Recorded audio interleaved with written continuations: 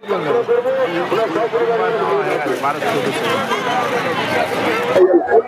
মুহূর্তে দাঁড়িয়ে রয়েছি গঙ্গাসাগরের সমুদ্র সৈকতে।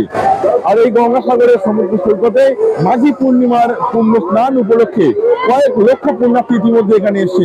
কয়েক লক্ষ পুণ্যার্থী স্নান সেরে বাড়ি ফিরে গিয়েছে। নম্বর 8 কচুবেড়িয়া হয়ে গঙ্গাসাগরের সমুদ্র সৈকত এলাকায় মানুষজনের ঢল নেমে থেকেই এখানে পুণ্য স্নান শুরু হয়েছে।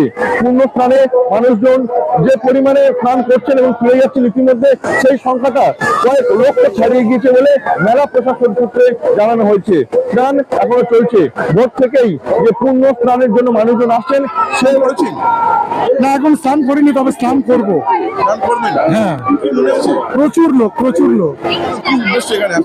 এই গঙ্গা স্নান পুণ্য অর্জন করার জন্য, যে যার মনের বাসনা কামনা পূরণ করার জন্যই এখানে সবাই আসে। লোক আছে বিশেষ করে উত্তরপ্রদেশ থেকে, বাইরে থেকে আসে এই মাঘী পূর্ণিমা। তবে এখানেও মানুষও তারাও আসেন, এসে উপভোগ করেন এই যে গঙ্গা স্নান। এটা একটা পুণ্য সঞ্চয় করার জন্য, পুণ্য অর্জন করার জন্য তারা সবাই আসেন। মলয় মন্ডল। এই মুহূর্তে আপনারা শুনে নিলেন ঠিক কি বলছেন এক পুণ্যার্থী। তিনি এখানে এসছেন এবং প্রচুর পুণ্যার্থী এখনো পর্যন্ত পুণ্য স্নানের জন্য দাঁড়িয়ে আছেন এবং তাও বেশ কিছুক্ষণের মতো স্নান সারবেন।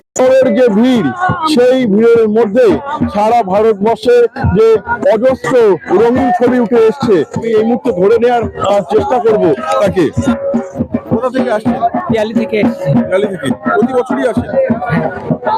আমরা আসি এই দুটো পয়সা ইনকামের জন্য। আমরা সমস্ত মেলায় যাই। আমার নাম আমার মনে তিনি এখানে এসছেন এবং প্রচুর পুণ্যার্থী এখনো পর্যন্ত পুণ্য স্নানের জন্য দাঁড়িয়ে আছেন এবং তাও বেশ কিছুক্ষণের মতো স্নান সারবেন। দক্ষিণ 24 পরগনা থেকে নবাব মল্লিকের রিপোর্ট, লোকাল 18 বাংলা।